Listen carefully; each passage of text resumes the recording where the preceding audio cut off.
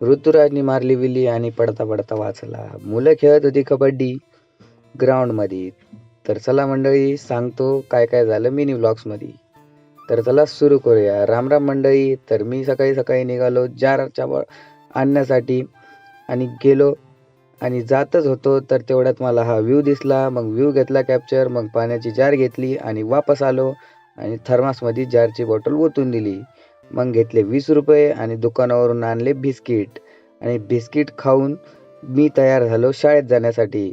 तर like subscribe नक्की करा मंडळी आणि भेटूया शाळेतून आल्यावर. बाय.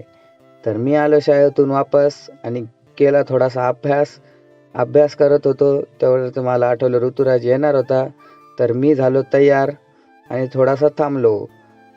थोडा टाईम थांबल्यानंतर ऋतुराज सायकल घेऊन आला आणि बोलला चल स्टंट करायला जाऊ. तर मग ऋतुराज भाऊनी बसवलं मला सायकलवर आणि त्यांनी चालवली सायकल. मी केला व्हिडिओ शूट.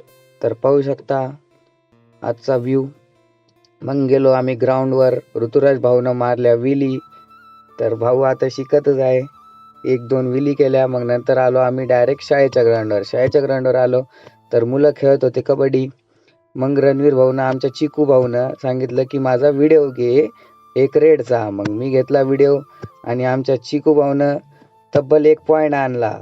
तर मी परतलो घरी आणि झाला माझ्या ट्युशनचा टाईम. तर भेटूया उद्याच्या ब्लॉगमध्ये.